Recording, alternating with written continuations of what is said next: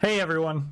Have you seen those new Disciples of Land and Hand tools that were introduced in patch 6.35? Do you want to make them but are afraid that you'll need to sink 20 mil on a pentamelded crafter and or gatherer set to get them? Well, fear not, because this is the Casual's Guide to the Endwalker Disciples of Hand Relics, Part 1. I'm Creely, let's get started. This is a visual guide for the Disciples of Hand Splendorous Tools quests and upgrades for patch 6.35. If you have completed the Skysteel Relic tools, then you already have a pretty good idea of what to expect. This first set of quests and upgrades are way easier than the Skysteel tools, but that's just my opinion. First, let's start with the gear. These guides are intended to spend 0 gil in the making of this relic. That said, I am using the latest item level 620 purple script gear offered by Rowena's House of Splendors. Anywhere you see a script exchange NPC, you can buy these items. The total number of purple scripts required to obtain this gear is 3,940, just under the cap for purple scripts. This is of course excluding the main hand tool and is the total for a single class. More purple scripts are required for the offhand tools for the other classes. The relics recipes require us to use the relic to make them, so we won't need the main hand tools. There are a couple ways that you can obtain purple and white scripts. First, there is a collectible turn-ins. These can be done at your leisure. Each Disciples of Hand has a level 90 item that is easy enough to make for a fresh level 90 crafter. Which one is best to do depends on how fast or casual you want to get the mats and craft the items. Personally, I would not do any that require animal parts, such as the leatherworker one.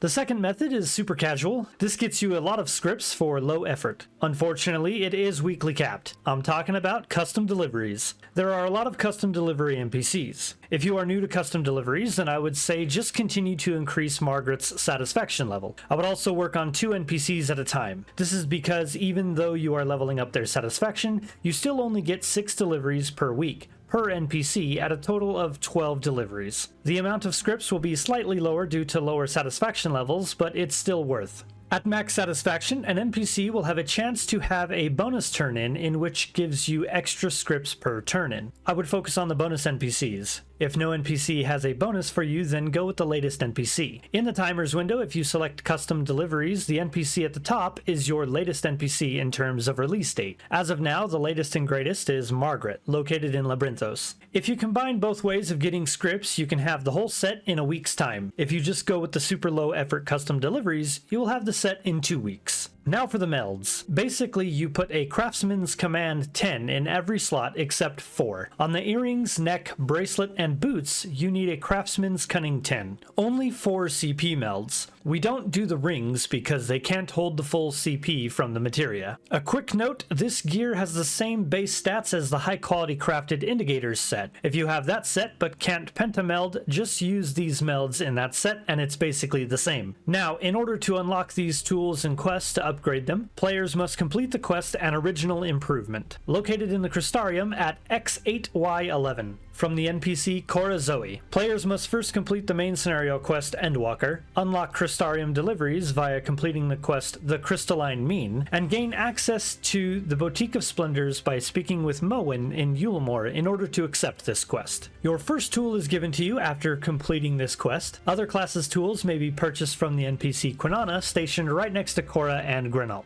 This will unlock both Disciples of Hand and Land tools, so if you did it as a crafter or a gatherer, it's unlocked for all of them. The first enhancement quest for your new tool is offered by Cora Zoe and is called a dedicated tool. These quests are the same for all Disciples of Hand and Land. The only difference is the required items and how you obtain them. This quest requires us to obtain 60 Splendorous components. These components can be obtained by crafting collectible connoisseurs items and trading them to the NPC Quinana. The items' collectability rating are the same for each class. At a collectability of 540 to 899, we will get 1 component.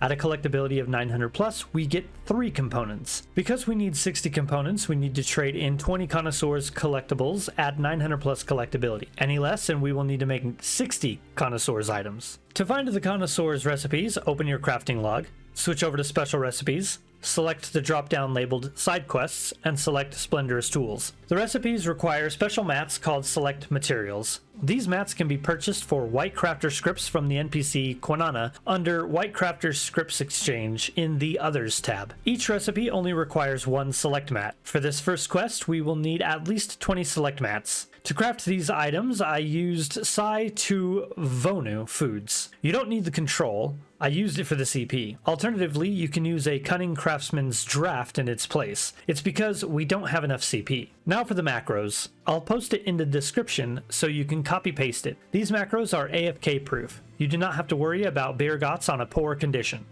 This macro is about a minute long, maybe a little longer, and I did not plan any dialogue to be said here, but I figured that you would want to see the macro play out in its entirety, so that's what's going on. I recorded this little tidbit just so that way there wasn't any dead silence in the video while the macro was going off. I'll go ahead and show both parts of the macro as well. Again, it will be posted down in the description so you can just copy and paste the macro. Anyway, yeah, so let me know in the comments if seeing the macro work is important or not, because maybe in the next video I won't do this. Okay, and there you go, macro done.